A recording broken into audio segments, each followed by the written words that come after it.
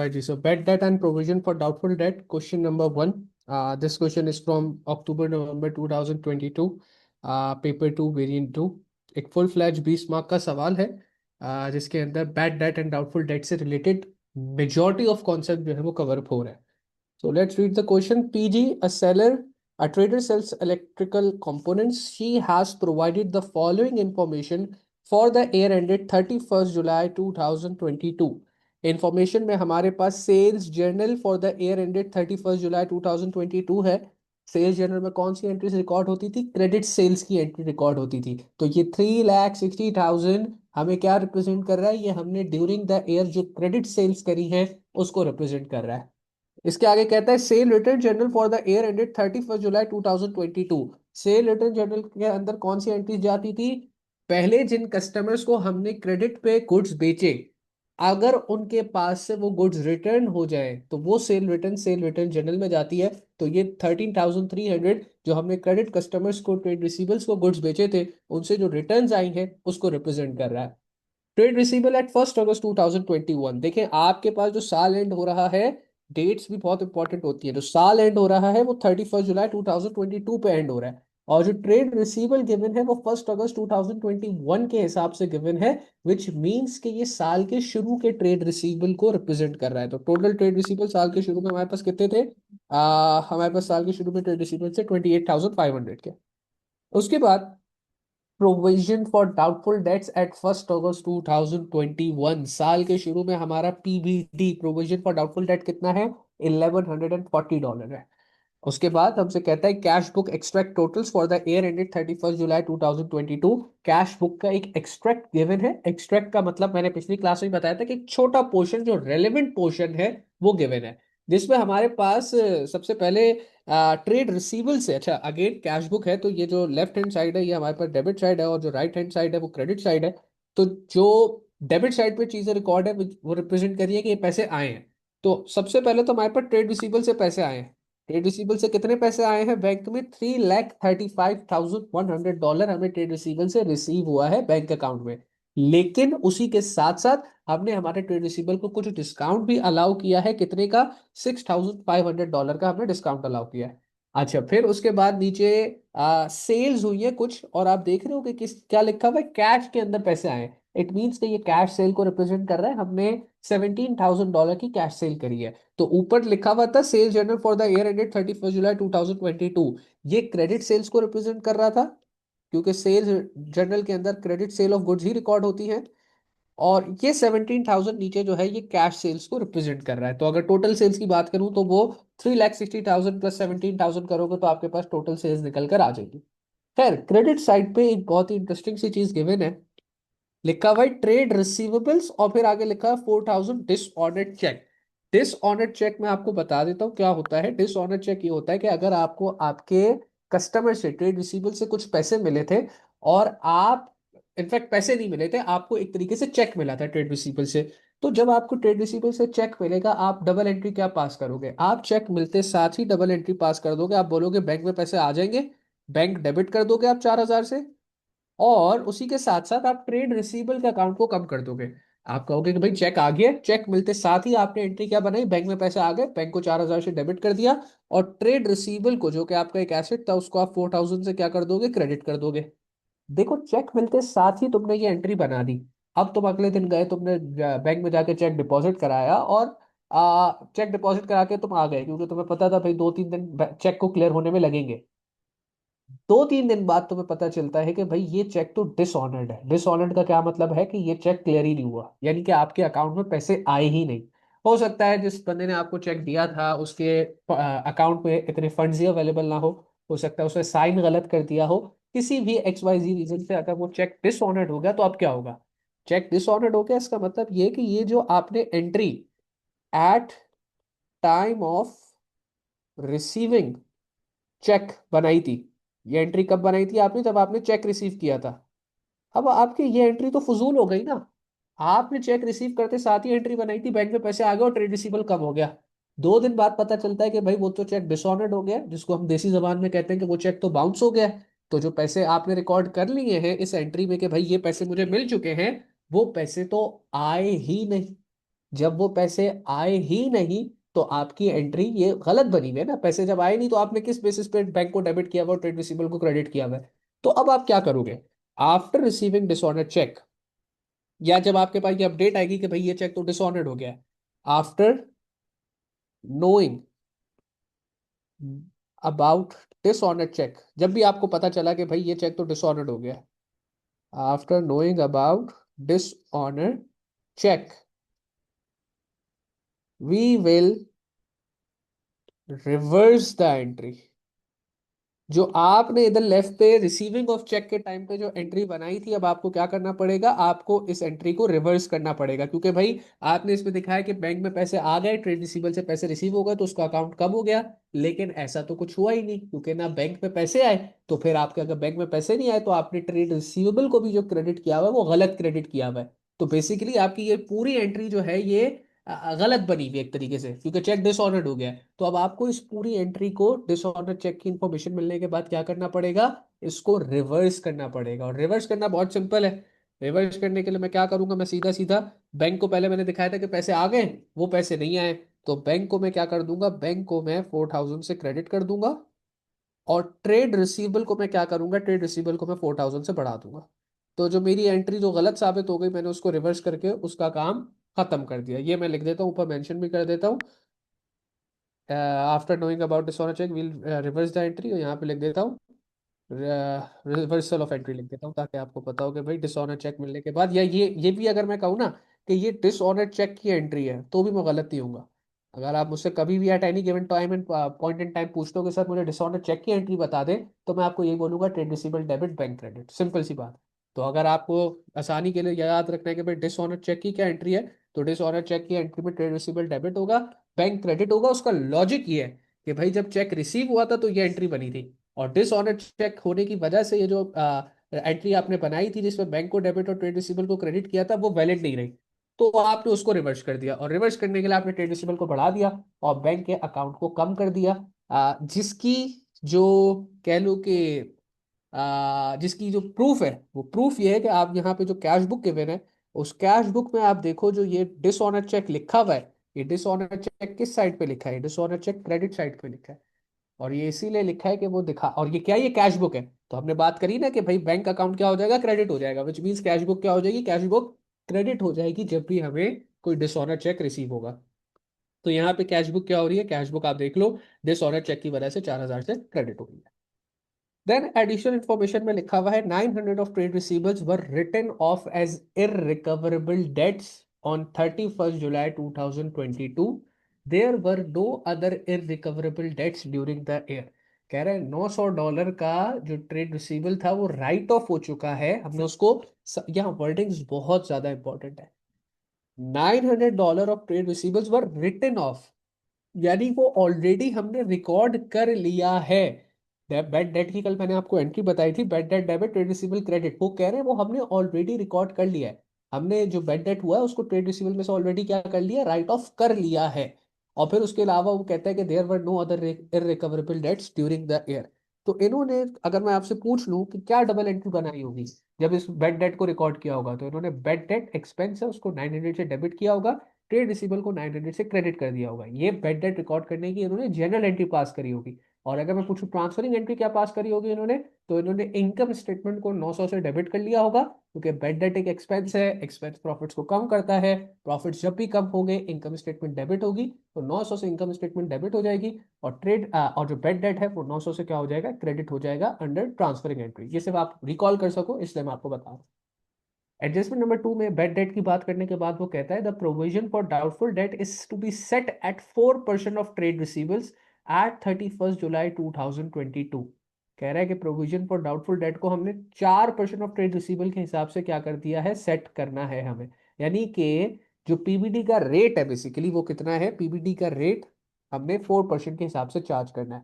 और पीबीडी का रेट कौन सी वैल्यू के ऊपर चार्ज होता है, पीबीडी का रेट नेट ट्रेड रिसीवेबल्स की वैल्यू के ऊपर अप्लाई होता है।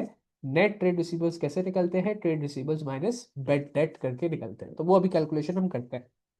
खैर, सबसे पहले तो पार्ट ए के अंदर उसने कहा है कि prepare the following ledger accounts for the year ended 31 July 2022 where appropriate show the balance brought down on 1 August 2022। सबसे पहले उसने मांगा है सेल्स के अकाउंट। तो सेल्स के अकाउंट में हमें क्या दिखानी है, हमें दिखानी है कि हमने साल भर में कितना माल बेचा। हमने कितना माल बेचा वो हम दिखा देते हैं यहाँ पे। 2022 को हम अकाउंट बना रहे हैं, तो सबसे पहले एयर आ जाएगा दोनों तरफ 2022। हमारी जो सेल्स हुई है, तो हमने क्रेडिट सेल्स कितनी करी है, 3,60,000 की। तो जब भी क्रेडिट सेल्स, आपकी क्रेडिट सेल्स का अकाउंट है, तो सेल्स यानी कि एक तरीके से रेवेन्यू है। रेवेन्यू जब बढ़ता है तो क्या होता है, क्रेडिट होता है। तो 3,60,000 की अगर आपने क्रेडिट सेल्स की है, तो 3,60,000 से आपका सेल्स का अकाउंट क्रेडिट हो जाएगा। और मैं यहाँ लिख देता हूँ कि ये क्रेडिट सेल्स की वजह से सेल्स अकाउंट हम क्या कर रहे हैं, क्रेडिट कर रहे हैं। कौन सी डेट को, 31 जुलाई को। एंड देन उसके बाद अगर आप रियलाइज करो तो आपने कुछ सेल्स कैश पे भी करी है। जब आप सेल्स का अकाउंट बना रहे हो तो आपने टोटल सेल्स रिकॉर्ड करनी है। डजेंट मैटर कि कितनी क्रेडिट पे की है, कितनी कैश पे की है। और 17,000 की आपने कैश के ऊपर सेल की है, तो अगेन सेल्स हुई है, रेवेन्यू बढ़ा है। रेवेन्यू जब बढ़ता है तो अकाउंट क्रेडिट होता है। तो 17,000 से आपका अकाउंट क्रेडिट हो जाएगा अगेन 31 जुलाई को। सर आप 31 जुलाई की डेट ही क्यों रिकॉर्ड कर रहे हैं, क्योंकि एक तो ये बात याद रखिएगा कि सेल्स जर्नल के अंदर आप पूरे साल में माल बेचते हो, लेकिन पूरे साल माल बेच के आप हमेशा साल के एंड पे जो टोटल क्रेडिट सेल्स आपकी होती है उसको आप ट्रांसफर कर देते हो किसमें, सेल्स अकाउंट के अंदर। And same is done for cash sales as well, कि वो भी सेल्स अकाउंट के अंदर हमेशा साल के एंड पे ही ट्रांसफर किया जाता है। कैश सेल्स हो गई कितनी, 17,000 की। अच्छा, कोई बच्चा मुझे बता सकता है सेल्स के अकाउंट के अंदर क्या मैं बैलेंस BD CD रिकॉर्ड करूंगा या नहीं करूंगा? कौन बता सकता है? उसने अच्छा एक बात यहाँ पे बोली भी है, where appropriate show the balance brought down on 1 August 2022। तो मेरा आपसे यही सवाल है कि क्या सेल्स अकाउंट के अंदर मैं BD CD का बैलेंस दिखाऊं या ना दिखाऊं, व्हाट डू यू से? यस। और भी कोई बच्चा जवाब दे दे। हाजरा ने तो कह दिया यस सर हम दिखाएंगे। और किसी को अगर कुछ लगता है।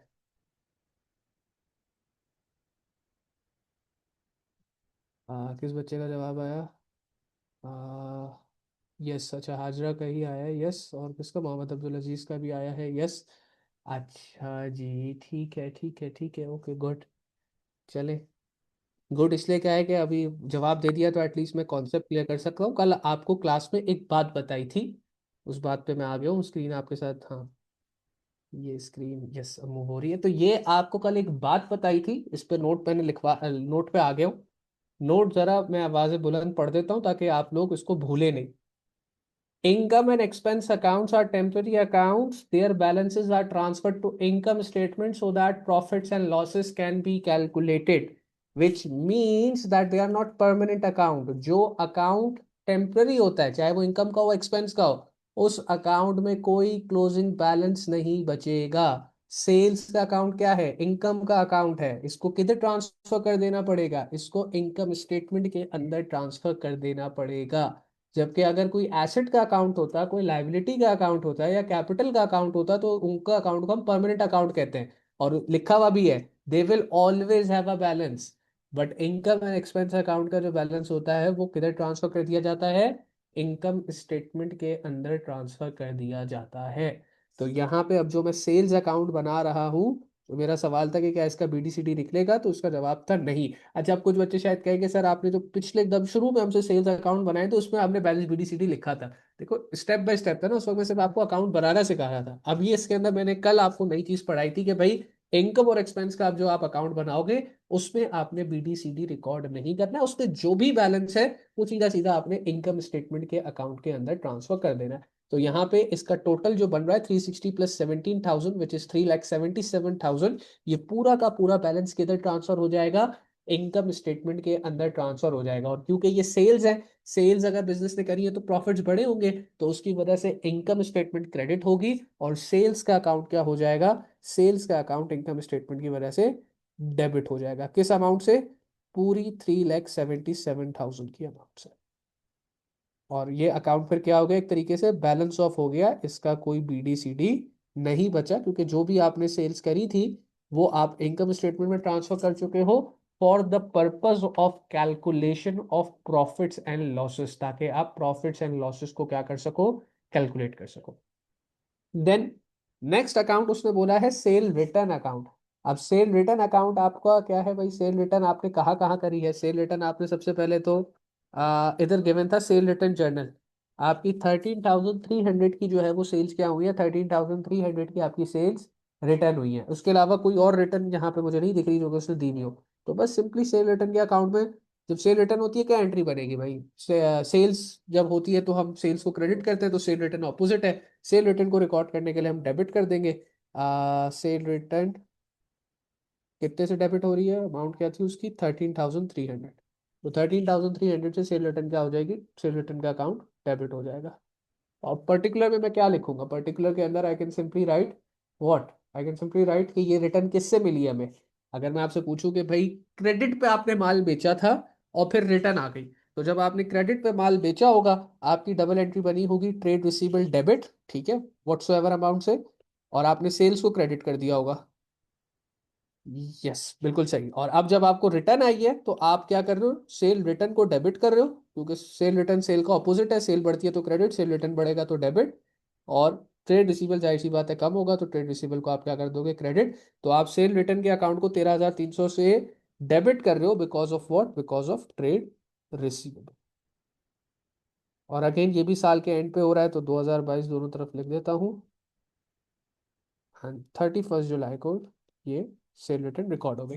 अब सवाल ये बनता है कि क्या सेल रिटर्न का जो अकाउंट है ये इनकम और एक्सपेंस के अकाउंट्स के अंदर क्लासिफाई किया जाएगा या एसेट लाइबिलिटी कैपिटल के अकाउंट के अंदर क्लासिफाई किया जाएगा। क्योंकि अगर तो ये एसेट लाइबिलिटी कैपिटल के अकाउंट में क्लासिफाई करा जाएगा तो फिर तो इसका बैलेंस क्लोजिंग बैलेंस होगा। अगर ये इनकम एक्सपेंस के अकाउंट के अंदर क्लासिफाई किया जाएगा तो इसका कोई क्लोजिंग बैलेंस नहीं होगा और ये अमाउंट इनकम स्टेटमेंट के अंदर ट्रांसफर कर दी जाएगी। तो सेल रिटर्न आपका इनकम स्टेटमेंट के अंदर रिकॉर्ड होता है। इसको आप कॉन्ट्रा सेल्स भी कह सकते हो। सेल्स रिटर्न बेसिकली क्या है कि ये सेल्स की वैल्यू को क्या कर रहा है, कम कर रहा है। तो कॉन्ट्रा के वर्ड से मैंने कल आपको इंट्रोड्यूस करवा दिया था, जब मैंने कहा था कि कुछ अकाउंट्स ऐसे होंगे जो ALCER से डायरेक्टली रिलेटेबल नहीं होंगे, लेकिन वो किसी ना किसी चीज का कॉन्ट्रा होंगे। तो sale return is basically contra sales, इस सेल्स की वैल्यू को कम करता है। जब आप इनकम स्टेटमेंट बनाते हो तो आप पहले अपनी सेल्स की वैल्यू लिखते हो कि भाई हमने इतना माल बेचा, लेट्स से इस केस में आपने 3,77,000 का माल बेचा है।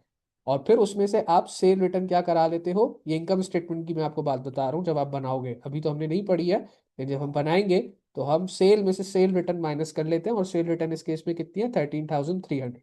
तो पता ये चला कि भाई सेल रिटर्न भी आपके इनकम स्टेटमेंट के अंदर क्या जाएगी, इनकम स्टेटमेंट के अंदर रिकॉर्ड होती है। तो हमें इसको भी किधर, इसको भी हमें इनकम स्टेटमेंट के अंदर ट्रांसफर करना पड़ेगा। तो जब सेल रिटर्न रिकॉर्ड होगी तो आप देखो, सेल रिटर्न सेल्स की फिगर को कम कर रही है। अगर आपके नॉर्मल सेल 377,000 थी और फिर 13,000 का आपको रिटर्न आ गया, तो आपकी जो नेट सेल्स है वो क्या होंगी, नेट सेल्स आपकी कम हो जाएगी। अगर मैं लिखूं यहाँ पे नेट सेल्स हमारी कितनी होंगी, तो नेट सेल हमारी हो जाएगी 3,77,000 माइनस 13,300, विच विल बी 3,637,000। तो सेल रिटर्न से क्या हो रहा है, नेट सेल्स कम हो रही है। अगर किसी भी वजह से रेवेन्यू कम हो रहा है तो आपके बिजनेस की जो प्रॉफिटेबिलिटी है वो भी कम होगी। जब प्रॉफिटेबिलिटी कम होती है किसी भी वजह से, तो income statement will get what, income statement will get debited, and जिसकी वजह से वो डेबिट हो रही है that account will get credited. तो 31 जुलाई को इनकम स्टेटमेंट डेबिट होगी और सेल रिटर्न का अकाउंट क्या हो जाएगा, सेल रिटर्न का अकाउंट, जैसे कि क्रेडिट साइड है तो मैं सेल रिटर्न के अकाउंट को क्रेडिट कर रहा हूँ कितने से, 13,300 से, बिकॉज ये फिगर किधर ट्रांसफर हो गई है, बिकॉज ये फिगर इनकम स्टेटमेंट के अंदर ट्रांसफर है। और ये अकाउंट भी क्या हो गया, ये अकाउंट भी आपका बैलेंस ऑफ हो गया। फिर अगले पार्ट में कहता है कि भाई ट्रेड रिसीवेबल्स अकाउंट बना के दे दो, विच इज वेरी सिंपल, क्योंकि हम बनाते हुए आए भी हैं, हमने इंडिविजुअल ट्रेड रिसीवेबल्स के अकाउंट बनाए हुए हैं। तो अब हमसे कहता है, उसमें बताया हुआ था कि भाई साल के शुरू में जो ट्रेड रिसीवेबल का बैलेंस था वो 28,500 था। ट्रेड रिसीवेबल हमें पता है बिजनेस के लिए एसेट होता है, तो एसेट का बैलेंस बीटी किधर रिकॉर्ड होगा, एसेट का बैलेंस बीटी डेबिट साइड पे रिकॉर्ड होगा। और जो साल का शुरू था, तो साल के शुरू की जो ईयर है, वो साल के शुरू में जो कैलेंडर ईयर था वो 2021 का था। तो पहले मैं दोनों तरफ लिखूंगा 2021, क्योंकि जो बैलेंस बीटी आ रहा है वो 1 अगस्त 2021 को आ रहा है। और कितने का आ रहा है, it's coming up to be as 28,500, जो उसने हमें दिया हुआ था, 28,500। ये हमारे पास आ गया ट्रेड रिसीवेबल का बैलेंस बीडी। अब उसके बाद हमें देखना है कि जितनी भी एडजस्टमेंट्स हमें गिवन है उसमें से कौन कौन सी एडजस्टमेंट ने ट्रेड रिसीवेबल्स को इम्पैक्ट किया होगा। तो सबसे पहले अगर आप नीचे आओ तो आपके पास यहाँ पे ऊपर ही, बल्कि सबसे पहली जो फिगर थी कि आपने क्रेडिट पे सेल्स की थी कितने की, 3,60,000 की। जब आपने क्रेडिट पे सेल्स करी है 3,60,000 की, तो ऑब्वियसली सी बात है, आपको अभी डबल एंट्री बना के दिखाई थी सेल्स क्रेडिट, और उसकी वजह से ट्रेड रिसीवेबल क्या होगा, डेबिट होगा, बढ़ जाएगा। तो हम सबसे पहले यहाँ 3,60,000 से ट्रेड रिसीवेबल को बढ़ा देते हैं, किसकी वजह से भाई, क्रेडिट सेल्स की वजह से। अच्छा, कोई बच्चा अगर यहाँ सेल्स जर्नल भी लिखे तो वो भी बात सही है, उस बात के अंदर भी कोई मसला नहीं है। अच्छा, अब क्रेडिट सेल्स के बाद कौन कौन सी एंट्रीज ऐसी हैं जिन्होंने हमारे ट्रेड रिसीवेबल को कम किया है या बढ़ाया है। सेल रिटर्न का हमारे पास बैलेंस गिवन है, सेल रिटर्न कितने का था, 13,300 का था। तो मैंने आपको एंट्री बना के भी दिखाई थी कि भाई जब सेल रिटर्न रिकॉर्ड करोगे तो ट्रेड रिसीवेबल क्या हो रहा था, क्रेडिट हो रहा था, कम हो रहा था। तो हम यहाँ पे ट्रेड रिसीवेबल को 13,300 से क्रेडिट कर देंगे बिकॉज ऑफ सेल रिटर्न। फिर सेल रिटर्न के बाद देख लेते हैं और किस चीज़ ने इम्पैक्ट किया है। आपको पैसे भी तो रिसीव हुए ट्रेड रिसीवेबल से, कितने पैसे रिसीव हुए, $3,35,100। तो जब आपको ट्रेड रिसीवेबल से पैसे मिल गए हैं, तो जितने पैसे मिले हैं उतने से ट्रेड रिसीवेबल बैंक डेबिट हो गया, ट्रेड रिसीवेबल क्या होगा, क्रेडिट होगा, 335,100। और जब आपको पैसे मिलते हैं तो आप उसको बैंक भी लिख सकते हो, ठीक है, कि भाई बैंक में ये पैसे आए हैं। और आप उसको रिसीट भी लिख सकते हो, रिसीट का मतलब यही होता है कि ये ट्रेड रिसीवेबल ने हमें पैसे भेजे। जब आपको पैसे मिले थे आपने साथ ही साथ डिस्काउंट भी अलाउ किया था। तो डिस्काउंट अलाउ करने से भी आपका ट्रेड रिसीवेबल क्या होता है, आपका ट्रेड रिसीवेबल कम होता है। तो 6,500 जब डिस्काउंट, और आपको मैं अगर चलो डबल एंट्री भी बना के दिखा दूं, डिस्काउंट अलाउड एक एक्सपेंस है, एक्सपेंस जब बढ़ता है तो डेबिट, तो डिस्काउंट अलाउड डेबिट होगा। और आपका ट्रेड रिसीवेबल कम होता है, क्योंकि आप अगर आपको उससे 10,000 मिलने हैं तो और आपने 1,000 का उसको डिस्काउंट दे दिया, तो आपको सिर्फ उससे 9,000 मिलने हैं, तो ट्रेड रिसीवेबल क्या हो रहा है, कम हो रहा है, यानी क्रेडिट हो रहा है। तो 6,500 से डिस्काउंट आपने अलाउ किया था, तो उससे आपका ट्रेड रिसीवेबल क्या हो गया, कम हो गया, discount allowed. Then discount allowed के बाद अगर हम देखें, ओके, डिसऑनर्ड चेक पूरी बात हो चुकी है। क्या थी भाई, डबल एंट्री, डिसऑनर्ड चेक की डबल एंट्री की वजह से आपको ट्रेड रिसीवेबल को दोबारा से डेबिट करना था, यानी बढ़ाना था, क्योंकि आपने पहले जो एंट्री बनाई थी उसमें आपने ट्रेड रिसीवेबल को कम करके दिखा दिया था, जबकि एक्चुअल में आपका ट्रेड रिसीवेबल कम हुआ नहीं था। तो डिसऑनर्ड चेक की वजह से आपका ट्रेड रिसीवेबल कितने से बढ़ रहा है, 4,000 से आपका ट्रेड रिसीवेबल बढ़ रहा है because of dishonoured check.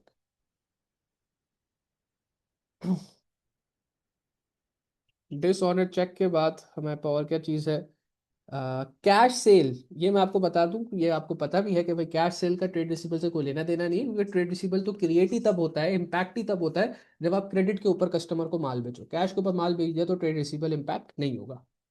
Then afterwards और क्या चीज़ है हमारे पास, एडजस्टमेंट नंबर 1 में उसने कहा था $900 के जो ट्रेड रिसीवेबल है वो क्या हो गए हैं, वो बेड डेट हो चुके हैं। और अगर बेड डेट हुआ है तो जाहिर सी बात है, बेड डेट की एंट्री भी बताई हुई थी, बेड डेट डेबिट होगा, ट्रेड रिसीवेबल क्रेडिट होगा। तो आपका बेड डेट की वजह से ट्रेड रिसीवेबल का अकाउंट कितने से क्रेडिट हो जाएगा, बेड डेट की वजह से आपका ट्रेड रिसीवेबल का अकाउंट $900 से क्रेडिट हो जाएगा, बेड डेट। ठीक है जी, इसके अलावा और कोई चीज़ है अगर तो देख लेते हैं जो कि ट्रेड रिसीवेबल को इम्पैक्ट कर रही हो। प्रोविजन फॉर डाउटफुल डेट की वजह से आपका ट्रेड रिसीवेबल का अकाउंट इम्पैक्ट नहीं होगा, ये बात याद रखिएगा। इनफैक्ट अगर आपको ये बात याद रखने के लिए नोट भी बनाना पड़ता है तो बना दें, पीबीडी, बल्कि मैं ही बना देता हूँ ताकि आप लोग लिख लें। नोट क्या है भाई, PBD will not impact will not impact trade receivables account, है ना। एसओएफपी के अंदर तो हम उसको ट्रेड रिसीवेबल में से माइनस कराते हुए दिखाएंगे, लेकिन as far as trade receivable का अकाउंट कंसर्न है कि क्या पीबीडी उस अकाउंट के अंदर रिकॉर्ड होगा या नहीं होगा, तो उसका जवाब है नहीं भाई, ट्रेड पीबीडी जो है वो ट्रेड रिसीवेबल के अकाउंट के अंदर जो है वो रिकॉर्ड नहीं होगा। अच्छा, एक और चीज, अब आप अगर कोई बच्चा मुझसे पूछे कि सर ये सारी ट्रांजैक्शन जो है ये कौन सी डेट पे, क्योंकि हर ट्रांजैक्शन की डेट नहीं गिवन ना। आप देखो सेल्स जर्नल बस लिखा हुआ है और सारी ट्रांजैक्शन बस लिखी हुई है, डेट नहीं गिवन। तो वी कैन सेफली से कि ये सारी की सारी ट्रांजैक्शन 31 जुलाई की है, क्योंकि काफ़ी सारी चीज़ें जैसे मैंने आपको बताया कि साल के एंड में ट्रांसफर होके ही आती हैं, तो क्रेडिट सेल्स भी साल के एंड में आती है, सेल रिटर्न भी आपके साल के एंड में आती है। तो आप ये बेसिकली जब साल के एंड पे आती है तो उस चीज़ को साल के एंड पे रिकॉर्ड करते हो। तो या तो सवाल के अंदर हर चीज़ की एग्जैक्ट डेट गिवन हो, अगर गिवन नहीं है तो फिर हम यही कहते हैं कि भाई वो सारी की सारी ट्रांजेक्शन साल के एंड पे हुई है। अच्छा, साल का एंड जो है वो 2022 में आएगा, तो यहाँ 31 जुलाई लिखना सही नहीं है। हम या तो साल का ईयर चेंज होते हुए दिखाएं यहाँ पे कि भाई ये 2000 जो है वो 22 आपका स्टार्ट हो गया है, लेट्स से नीचे ही दिखा देते हैं, ठीक है ना। 2022 स्टार्ट हो गया और 2022 स्टार्ट हो गया, ठीक है। अब हमने just like any other T account उसको बैलेंस ऑफ कर लेना है। बैलेंस ऑफ करने के लिए हम एक हैवियर साइड निकालेंगे। हैवियर साइड पे जो है वो आपका डेबिट साइड ही हैवियर होगी। बैलेंस बीडी आपका था 28,500, ठीक है 28,500।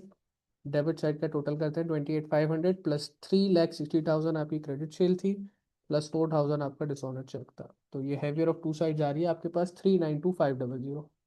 392,500 दोनों तरफ रिकॉर्ड कर लेंगे।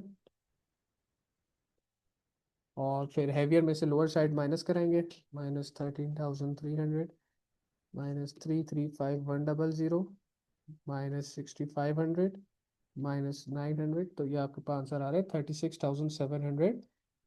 वीकर साइड पे हमेशा साल के एंड पे 2022 31 जुलाई साल का एंड है, उस पर हमारा आ जाएगा balance CD, balance carried down. और अगले साल की पहली तारीख जो कि 1 अगस्त हो, उस पर हैवियर साइड पे बैलेंस बीडी आ जाएगा कितने का। लास्ट टाइम अगेन रिपीट कर दूं, बच्चों ने बैलेंस बीडी नहीं लिखा था। बैलेंस बीडी लिखने का मार्क होता है इवन इन दिस क्वेश्चन, अगर मैं आपको देता हूं और आप यहाँ पे बैलेंस बीडी नहीं लिखते तो आपका एक मार्क डिडक्ट हो जाना था। तो बैलेंस बीडी हैवियर साइड पे 36,700 हमने यहाँ रिकॉर्ड कर लिया और ये हमारा ट्रेड रिसीवेबल का अकाउंट सिंपल सा बन गया। अब आ जाते हैं इररिकवरेबल बैड डेट के अकाउंट के ऊपर, जो हमारा टॉपिक चल रहा है। आप क्योंकि हम जब सवाल करते हैं तो फिर हम उसके सारे ही पार्ट्स करते हैं, क्योंकि अक्सर अगला पार्ट पिछले पार्ट से इंटरलिंक्ड होता है। खैर, बैड डेट का अकाउंट बनाना मेरे ख्याल से सबसे सिंपल है और मैं आपको बता भी चुका ऑलरेडी, मैंने फिर से रिकॉल करवा देता हूँ। बैड डेट के लिए मैंने बोला दो एंट्रीज बनेगी। सबसे पहले बनेगी उसकी जनरल एंट्री। जनरल एंट्री के अंदर भाई क्या होगा, बेड डेट, क्योंकि एक एक्सपेंस है वो बढ़ रहा है तो बेड डेट डेबिट होगा। ठीक है, सिर्फ आपको रिकॉल करवाने के लिए लिख रहा हूँ। और ट्रेड रिसीवेबल जो कि एक एसेट है वो कम होता है, तो ट्रेड रिसीवेबल क्या हो जाएगा, क्रेडिट हो जाएगा। ये होगी उसकी जनरल एंट्री। और फिर आपसे बात करी जाए ट्रांसफरिंग एंट्री की, तो ट्रांसफरिंग एंट्री का तो मतलब ही यही है कि हम इनकम स्टेटमेंट में ट्रांसफर कर रहे हैं। और इनकम स्टेटमेंट में ट्रांसफर कर रहे हैं तो हमने ये देखना है कि क्या इस ट्रांसफर की वजह से प्रॉफिट्स बढ़ेंगे कम होंगे। तो जब अगर आप बेड डेट जो कि एक एक्सपेंस है उसको ट्रांसफर कर रहे हो तो उसकी वजह से प्रॉफिट्स कम होंगे। प्रॉफिट्स कम होंगे तो इनकम स्टेटमेंट के नीचे क्रेडिट है। प्रॉफिट्स बढ़ते हैं तो इनकम स्टेटमेंट क्रेडिट, प्रॉफिट्स कम होते हैं तो income statement debit. Bed date की वजह से प्रॉफिट्स कम होंगे, इनकम स्टेटमेंट डेबिट, और बेड डेट का अकाउंट क्या हो जाएगा, क्रेडिट। तो आपके पूरे सवाल में एक ही बेड डेट गिवन था, सिर्फ $900 का, उसी का अकाउंट बनाने का इसने कह दिया है। तो जब आप उसकी जनरल एंट्री बनाओगे तो बेड डेट $900 से डेबिट हो रहा है।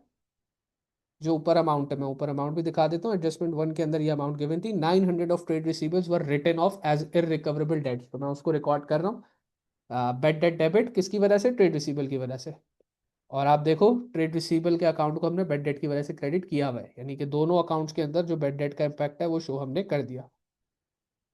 ठीक है, और ये हमेशा साल के एंड पे होता है। बेड डेट की जो भी एंट्री होती है वो सारी की सारी साल के एंड पे होती है, 2022 31 जुलाई। और फिर नेक्स्ट एंट्री क्या होगी भाई, ये तो जनरल एंट्री रिकॉर्ड हो गई, ठीक है। अगली थी ट्रांसफरिंग एंट्री, जिसमें बेड डेट का अकाउंट क्रेडिट हो रहा है, किसकी वजह से, इनकम स्टेटमेंट की वजह से। तो हमने बेड डेट के अकाउंट को 900 से क्रेडिट कर दिया। अगेन सेम, साल के एंड पे 31 जुलाई, किसके अंदर, इनकम स्टेटमेंट के अंदर। तो बेसिकली लॉजिक सेम है। जो सेल्स के अकाउंट में और सेल रिटर्न के अकाउंट में लॉजिक था ना कि भाई इनकम और एक्सपेंस का अकाउंट टेम्पररी अकाउंट है, उसका बैलेंस इनकम स्टेटमेंट में जाना है ताकि प्रॉफिट्स एंड लॉसेस कैलकुलेट हो सके। तो बेड डेट का account is an expense account, temporary account है, जो भी बैलेंस है वो इनकम स्टेटमेंट में ट्रांसफर होना है। और जब बैलेंस इनकम स्टेटमेंट में ट्रांसफर हो गया तो कोई बीडी सीडी नहीं बचेगा, दोनों तरफ $900 आ गए। और अच्छा, आप बोलो सर फिर ट्रेड रिसीवेबल में क्यों बीडी सीडी बचा, क्योंकि ट्रेड रिसीवेबल का अकाउंट एसेट का अकाउंट था which is a permanent account, और उसमें हमेशा बैलेंस बचेगा, तो हमने इस वजह से उसकी बैलेंसिंग करी। जबकि recoverable debt account bed date expense का अकाउंट है, उसमें बैलेंस नहीं बचेगा। फिर आ गया जनाब प्रोविजन फॉर डाउटफुल डेट्स का अकाउंट, ठीक है ना, जो कि अगेन हमने कल पढ़ा था। Provision for doubtful dates again recall करवाता चलूं, क्या होता है, कॉन्ट्रा एसेट होता है। कॉन्ट्रा का मतलब होता है ऑपोजिट, कि ये ऑपोजिट टू एसेट है, यानी कि एसेट की वैल्यू को कम करेगा। तो अगर एसेट की नेचर डेबिट थी, कॉन्ट्रा एसेट की नेचर क्रेडिट है, विच मीन्स अगर मैं आपसे पूछूं कि इसका बैलेंस बीडी किधर आएगा, तो बैलेंस बीडी इसका एसेट के ऑपोजिट यानी कि क्रेडिट साइड पर रिकॉर्ड किया जाएगा। तो बैलेंस बीडी 2021 के 1 अगस्त को आएगा, जैसे कि हमारे पास गिवन भी था सवाल के शुरू में। Provision for doubtful debt at 1 August 2021 कितने का था, 1140 का था। तो 1140 का बैलेंस बीडी हमारे पास आ जाएगा 1 अगस्त 2021 को। बैलेंस बीडी कितने का बैलेंस बीडी था? 1140 ना? यस, 1140 का बैलेंस बीडी था। तो 1140 का हमारे पास बैलेंस बीडी आ गया। अब आपको पता है पीबीडी का अकाउंट कोई लंबा चौड़ा अकाउंट नहीं होता है, एक ही एंट्री पास होनी है इनकम स्टेटमेंट की, और उसके लिए कैलकुलेशन होनी है। कैलकुलेशन के टोटल 3 स्टेप्स थे, ठीक है ना? कितने स्टेप्स थे कैलकुलेशन के? टोटल 3 स्टेप्स थे, और वो 3 स्टेप्स किस तरीके से फॉलो होने हैं? आपने सबसे पहले निकालना है net trade receivables. Net trade receivables कैसे निकलेगा? आप देखोगे कि भाई साल के एंड पे कितने के ट्रेड रिसीवेबल है, ये बात याद रखना। नेट ट्रेड रिसीवेबल्स मैं लिख भी देता हूं कि ये नेट ट्रेड रिसीवेबल्स जो मैं बात कर रहा हूँ, ये क्लोजिंग डेट के हिसाब से बात कर रहा हूँ। क्योंकि भाई पीबीडी कब चार्ज होगी? पीबीडी हमेशा साल के एंड पे चार्ज होगी। तो साल के एंड पे चार्ज हो रही है, तो कौन से वर्थ ऑफ ट्रेड रिसीवेबल्स के ऊपर चार्ज होगी? जो साल के एंड के ट्रेड रिसीवेबल्स है। अब आपके जो ये लेट से जो यहाँ पे बैलेंस ट्रेड रिसीवेबल का गिवन था, इस पे नहीं रेट चार्ज कर देना। यहाँ ये 1 अगस्त 2021 का बैलेंस है, इस 28,500 पे रेट नहीं चार्ज कर देना, ये साल के शुरू का बैलेंस है। इसीलिए लिखवा दिया है कि भाई पीबीडी साल के हमेशा एंड में चार्ज होगी एट द, और कौन से नेट ट्रेड रिसीवेबल के ऊपर चार्ज होगी? जो क्लोजिंग डेट पे था। बल्कि ये भी लिख देता हूँ, PBD will always B charge at end of year, ताकि आपके दिमाग में कोई कंफ्यूजन ही ना रहे। इनफैक्ट सारी प्रोविजन साल के एंड में चार्ज होती है, लेकिन अभी चलो पीबीडी की बात कर रहे हैं तो पीबीडी के हिसाब से लिख लेते हैं, PBD will always B charge at end of year. तो एंड ऑफ ईयर पे चार्ज हो रही है, तो ट्रेड रिसीबल भी कौन से लोग हैं? एंड ऑफ ईयर वाले लोग हैं। अब आप कहते हो सर एंड ऑफ ईयर वाले ट्रेड रिसीबल किधर से लाऊं? भाई आपको ट्रेड रिसीबल का पूरा अपना अकाउंट बनाया तो है, लिखा हुआ तो है 31 जुलाई को आपके पास कितने के ट्रेड रिसीबल है, आपने खुद ही तो कैलकुलेट किया। अगर ये फिगर गलत भी किसी बच्चे की लेट से कैलकुलेट हो गई है, और वो स्टूडेंट उस गलत फिगर के साथ भी आगे बढ़ता है, तो उसको कैरी फॉरवर्ड के मार्क्स मिल जाएंगे। लेट से किसी का ये आंसर 36,700 सही आंसर नहीं आता, आ जाता लेट से 25,700, तो स्टिल अगर वो उसके ऊपर रेट अप्लाई करता और आगे की वर्किंग सही करता, तो उसको कैरी फॉरवर्ड मार्क्स मिल जाने थे। तो आपके पास पीबीडी हमेशा साल के एंड पे चार्ज होगा। तो नेट ट्रेड रिसीवल, अच्छा नेट ट्रेड रिसीवल के लिए फॉर्मूला क्या था? Trade रिसीवल minus bad debt. सवाल ये उठता है कि हमारे पास साल के एंड पे जो ट्रेड रिसीवल्स हैं, हमारे पास साल के एंड पे कितने के ट्रेड रिसीवल्स हैं? हमारे पास साल के एंड पे हमने देखा था अभी 36,700 के ट्रेड रिसीवल्स आ रहे थे। हमारे पास साल के एंड पे कितने के ट्रेड रिसीवेबल्स आए थे? 36,700 के ट्रेड रिसीवेबल्स आ रहे थे। अब अगर कोई बच्चा मुझसे पूछे, ये बहुत बहुत इंपॉर्टेंट है, कि सर जो 900 वाले बेड डेट ऊपर गिवन थे, 900 के बेड डेट जो ऊपर गिवन थे, क्या वो इस ट्रेड रिसीवेबल के बैलेंस में से माइनस होंगे? आपने यहाँ जो ट्रेड रिसीवेबल का बैलेंस निकाला है 36,700, क्या ये 900 वाले बेड डेट जो इधर लिखे हुए हैं, पीबीडी की कैलकुलेशन मुझे करनी है, तो क्या मैं ये 900 के बेड डेट 36,700 से माइनस करूं या नहीं करूं? तो बहुत सिंपल इंग्लिश समझ, आपने इंग्लिश समझनी है। उसने क्या कहा था, मैंने पहली बात रिपीट करी थी, 900 of trade receivables were written off as recoverable debts. वो ऑलरेडी राइट ऑफ हो चुके हैं। अब आपको दोबारा से उसको नेट ट्रेड रिसीवेबल्स निकालने के लिए माइनस कराने की जरूरत नहीं है। लेकिन अगर यहीं पे वर्डिंग्स कुछ इस तरीके की हो जाती कि 900 of trade receivables are to be written off as a recoverable debts, तो फिर जनाब कहानी और होती है। अब वो कह रहा है कि ये आपने राइट ऑफ करने हैं, राइट ऑफ करने तो फिर आप माइनस कराते, लिखा हुआ ऑलरेडी रिटन ऑफ है, तो अब आपने माइनस नहीं कराने। सिंपल सी इंग्लिश की बात है, रिटन ऑफ लिखा हुआ है, हैव बीन रिटन ऑफ या वर रिटन ऑफ, तो यानी अब आपने दोबारा माइनस नहीं कराने। Are to be written off, या लिखा हुआ है कि भाई अभी तक ये बैड डेट हो गया, राइट ऑफ किया नहीं है, कर दो, या हमें हमने इसकी कोई एंट्री पास नहीं की, आप पास कर दो, तो उस केस में तो फिर माइनस कराते, लेकिन इस केस में माइनस नहीं कराएंगे, क्योंकि यहाँ पे लिखा हुआ है वर रिटन ऑफ। तो अब हम सीधा सीधा जो ट्रेड रिसीवेबल की फिगर थी 36,700, एक तरीके से देखा जाए तो हमारा जो पहला स्टेप था नेट ट्रेड रिसीवेबल को कैलकुलेट करने का, वो स्टेप एलिमिनेट होगा, क्योंकि bad debt already written off है। तो सेकंड स्टेप क्या था भाई? सेकंड स्टेप था क्लोजिंग पीबीडी निकालने के लिए, क्लोजिंग पीबीडी निकालने के लिए आप क्या करो? नेट ट्रेड रिसीवेबल के ऊपर रेट चार्ज कर दो। नेट ट्रेड रिसीवेबल इस केस में हमारे पास वही जो हमारा क्लोजिंग बैलेंस आ रहा है 36,700 का, वो है, और रेट उसने सवाल में गिवन था 4% का। 36,700 पे 4% चार्ज कर दो, तो ये आपके पास बन रहा है क्लोजिंग पीबीटी कुछ $1,468 का। क्या वर्किंग खत्म हो गई? बस अब इसके आगे कुछ ना करूं, 1468 रिकॉर्ड कर दूं? तो जवाब है नो। मुझे अभी भी एक काम और करना है। मुझे क्या करना है? अब मुझे चेंज इन पीबीडी निकालना है। चेंज इन पीबीडी का फॉर्मूला क्या होता था? चेंज इन पीबीडी का फॉर्मूला होता था क्लोजिंग पीबीडी जो आपने कैलकुलेट करी है माइनस ओपनिंग पीबीडी। तो क्लोजिंग पीबीडी तो हमने कैलकुलेट कर ली 1468। ओपनिंग पीबीडी के लिए देख लेते हैं कि हमारे पास ट्रायल बैलेंस में गिवन कितनी थी। इवन हम अकाउंट में भी लिख चुके हैं ना, क्रेडिट साइड पे 1140 थी। तो ओपनिंग पीबीडी 1140, क्लियरली पता चल रहा है कि क्लोजिंग ओपनिंग से ज्यादा है। 1468 माइनस 1140, तो हमें पता चल गया कि भाई आंसर पॉजिटिव 328 निकल के आया है। यस, पॉजिटिव आंसर है, तो इसका क्या मतलब है कि इंक्रीज इन पीबीडी है। ठीक है ना, मैं लिख देता हूँ ये क्या है। अगर आपकी क्लोजिंग ओपनिंग से ज्यादा आई है तो हमने पढ़ा था कि वो क्या है, वो इंक्रीज इन पीबीडी है। और मैंने आपको बताया था कि अगर आंसर पॉजिटिव आए यानी इंक्रीज इन पीबीडी है तो वो बिजनेस के लिए एक्सपेंस है। और अगर इसकी डबल एंट्री पास करने का कह दिया जाए तो हमें पता है कि जब ये एक्सपेंस इनकम स्टेटमेंट में रिकॉर्ड होगा ये प्रॉफिट्स को कम करेगा। इनकम स्टेटमेंट इसकी वजह से क्या होगी, डेबिट होगी। कितने से, 328 से। और आपका जो पीबीडी का अकाउंट है वो क्या हो जाएगा, क्रेडिट हो जाएगा अगेन कितने से, 328 से। तो हम पीबीडी का अकाउंट बना रहे हैं। सवाल ये उठता है कि सर पीबीडी के अकाउंट में अब क्या एंट्री पास होगी, तो आपने देख लिया, पीबीडी का account will get credited bye $328 at the end of year. End of year 2022 में आएगा, और 2022 की कौन सी तारीख को, 31 जुलाई को, 31 जुलाई को। 31 जुलाई को हम इनकम स्टेटमेंट की वजह से पीवीडी के अकाउंट को क्या कर रहे हैं, क्रेडिट कर रहे हैं। कितने से, 328 से। फिर आ जाएगा आपका बैलेंस सीडी। अच्छा, बैलेंस सीडी में आपको बताता चलूं, जो भी क्लोजिंग बैलेंस है ना, ये आपने जो बैलेंस क्लोजिंग कैलकुलेट किया उसके बराबर आएगा। तो अगर आप यहाँ डायरेक्टली 1486 लिख दो वो भी ठीक है। और अगर आप कहते हो कि नहीं सर मैं तो हैवियर ऑफ टू साइड्स करूंगा, तो आप कर लो 1140 ओपनिंग बैलेंस प्लस 328, तो भी वो 1468 ही निकल कर आएगा। तो closing balance of a provision for doubtful debt account will always be equal to the closing PBD जो कि आपने कैलकुलेट करी है। And it makes sense because आप कैलकुलेट भी क्लोजिंग पीबीडी कर रहे हो और उधर रिकॉर्ड भी क्लोजिंग पीबीडी का ही बैलेंस हो रहा है, तो इट मस्ट बी सेम, उसको डिफरेंस आने का कोई तुक नहीं बनता।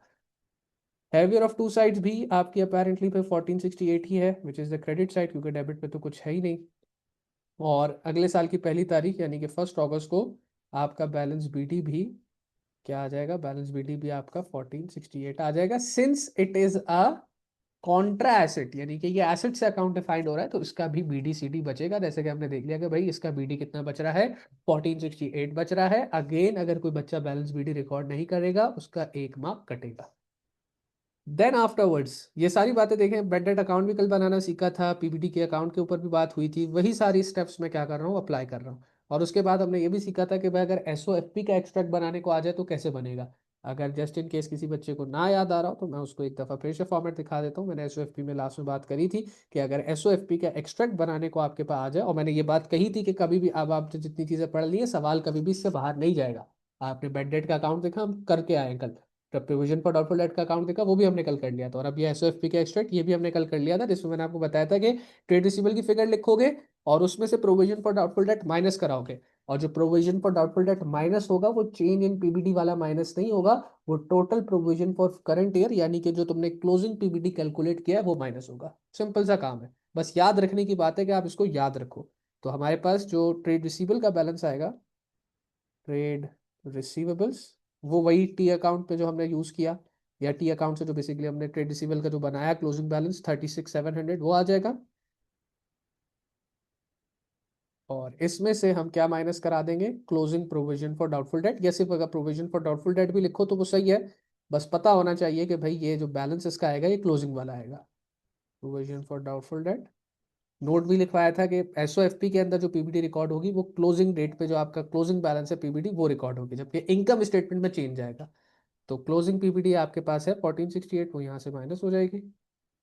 और दोनों को माइनस करा के जो आंसर आ रहा है 36,700 माइनस 1468, वो इधर रिकॉर्ड हो जाएगा 35232। 35232, ये आपका एस एफ पी एक्सट्रैक्ट हो गया। List 3 ways in which PG PG code reduce the possibility of irrecoverable debts. मैं बेड डेट्स होने की पॉसिबिलिटी कैसे रिड्यूस कर सकता हूँ, सबसे आसान तरीका, क्रेडिट पे माल बेचना ही बंद कर दो। ना ट्रेड रिसीवल होगा ना बेड डेट होगा। तो लिख देते हैं may be stop selling on credit. ठीक है, स्टॉप सेलिंग ऑन क्रेडिट। अच्छा नहीं भाई, क्रेडिट पे तो बेचूंगा, आप कुछ और तरीका बताओ। तो कुछ और तरीके में हम लिख सकते हैं कि टाइटन योर क्रेडिट कंट्रोल। आपका जो दबदबा होना चाहिए अपने ट्रेड रिसीवेबल के ऊपर, वो इतना होना चाहिए कि वो आपके पैसे खाने से पहले 2 दफा सोचे। तो आप लिख दे टाइटन योर क्रेडिट कंट्रोल। और अगर आप अच्छे चलो, अगर आप कहते हो कि नहीं यार सख्ती भी नहीं करनी, तो अब यानी आपने क्रेडिट पे माल भी बेचना है, आपने सख्ती भी नहीं करनी, तो फिर आप उनको ल्यूक्रेट करोगे, वो टाइम पे पैसे दे। तो ल्यूक्रेट करने के लिए क्या है, ल्यूक्रेट करने के लिए ये है कि offer them cash discounts, offer them cash discount for prompt payments, for prompt payments. ठीक है ना। तो पहला ये है कि बिल्कुल बिल्कुल ही एक्सट्रीम एंड क्रेडिट में माल बेचना ही बंद करो। दूसरा ये है कि चलो इतना एक्सट्रीम नहीं है, लेकिन ये है कि तुम अपना क्रेडिट कंट्रोल टाइट रखो। और तीसरा ये है कि तुम अगर दोनों काम नहीं करना चाह रहे, तो फिर तुम ये है कि उनको डिस्काउंट जो है वो ऑफर करो। अगर तो वो जल्दी पेमेंट कर देते हैं, तो वो जल्दी पेमेंट डिस्काउंट लेने के लिए कर देंगे, तो तुम्हारी chances of customers becoming bed date वो कम हो जाएगा। State two factors PG should consider when setting the provision for doubtful date. अगर बच्चों को, आप लोगों को याद होना चाहिए, कल की क्लास में ये भी डिस्कस हो गया था कि भाई एक बिजनेस 10% का पीबीटी का रेट रखेगा, एक 5% का रखेगा, एक 4% का, एक हो सकता है 2% का रखे। तो कौन से फैक्टर्स हैं जो कि डिटरमाइन करेंगे कि बिजनेस पी अपना डाउटफुल डेट का रेट कितना सेट करे। तो मैंने आपको बताया था कि एक तो उसमें सबसे इंपॉर्टेंट फैक्टर है पास्ट एक्सपीरियंस। पहले आपका लोग कितना पैसा लेके भागे, ठीक है। Age of debtor, yes age of debt भी लिख सकते हैं। और उसमें मैंने बताया था कि इकोनॉमिक कंडीशंस भी आप लिख सकते हो कि भाई इकोनॉमिक कंडीशंस कैसे चल रही हैं। तो ये 2-3 रीजंस है जो कि आप जिनकी बेसिस पे आप डिसाइड करते हो कि हमें कितना जो है वो पीबीडी का रेट सेट करना है। And this was your complete 20 marker question. I believe कि हमने कल जितनी भी बातें, इनफैक्ट 80% तो मैं सेफली कह सकता हूँ, 80 to 90% बातें जो हमने कल conceptually bed date and doubtful debt से रिलेटेड डिस्कस करी थी, वो इस पास ऊपर के सवाल के अंदर जो है हमने टेस्ट कर ली, और उसको अप्लाई करके भी देख लिया कि वो किस तरीके से अप्लाई होंगी। तो इंशाल्लाह फिर अब नेक्स्ट क्लास के अंदर हम इसका एक और सवाल करेंगे।